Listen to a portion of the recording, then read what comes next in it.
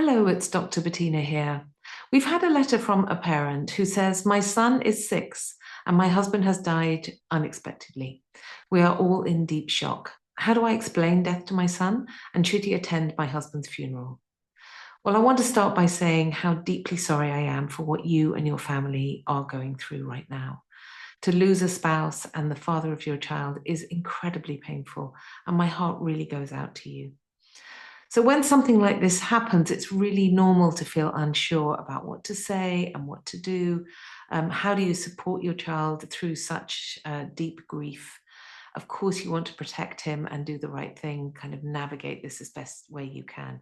So thank you for reaching out. I've got 5 things or 5 ideas that you can think about to consider, and then I'll think about the issue of the funeral. Firstly, carefully consider the language and the words that you use. Be really honest and be clear.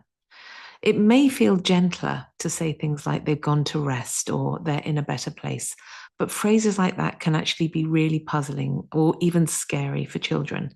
Certainly at the age of 6, your son is very concrete in his understanding of things and understanding of language. And kids will fill in the gaps if we leave them. So, if you say he's gone to rest, he may wonder, well, when's he going to wake up? Or if you say he's in a better place, he may think, well, why can't I go there too? So keep it simple and be truthful. And it's really okay to use the word death. In fact, it would be encouraged. So you might say something like this. I have some very sad news to tell you. Daddy's body stopped working. He died. This means that we can't see him or talk to him anymore.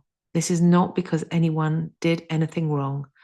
The doctors tried to help him, but they couldn't make his body work again. Now, obviously, adapt that for your circumstances, but something like that is very clear. It gives him the facts, and then he's able to ask any questions that he has after you've given him that clear information. A second thing to consider is predictability. I would advise keeping life really predictable where you can. In times of loss, children really need that stability more than ever. It helps them to feel really safe. So try to stick to your usual routines, whether it's school pickup, Friday night dinner, your bedtime stories, the rituals of going to bed.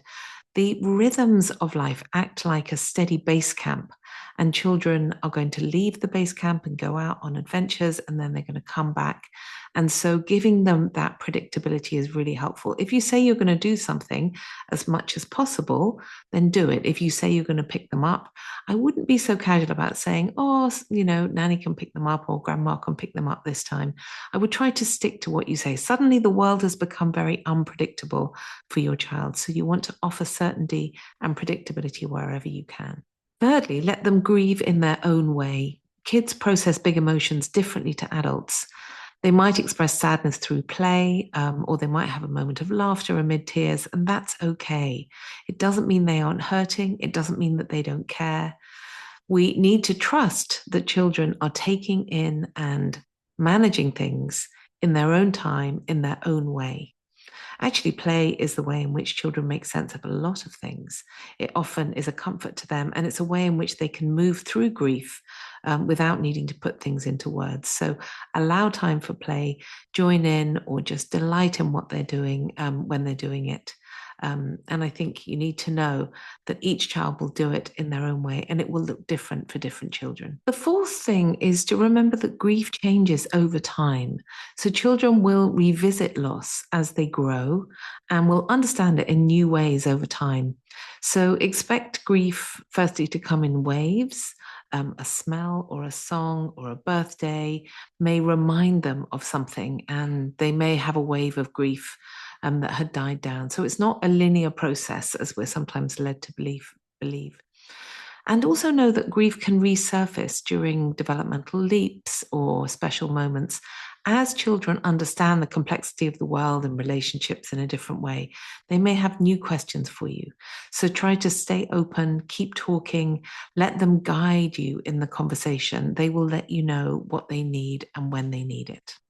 And the fifth idea, which is important and probably familiar to you, is to name and validate his feelings.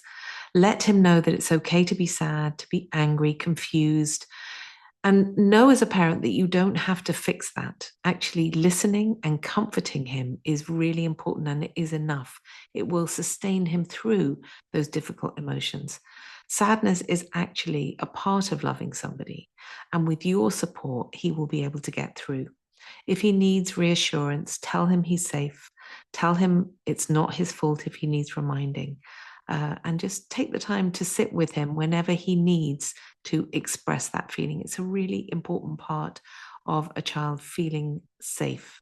And on the question of the funeral, generally it is beneficial for children of his age to attend as long as you handle it sensitively. Funerals are actually crucial rituals that really help people to process grief and to say goodbye. But I would make sure that you prepare him well by telling him what's going to happen in very concrete terms. Describe the room, who is going to be there, what might happen, and include the fact that people will be sad and people are likely to be tearful. Try to give him a choice where you can. Is there anything that he would like to say or do? Who would he like to be with? Let him know that he can ask questions at any time.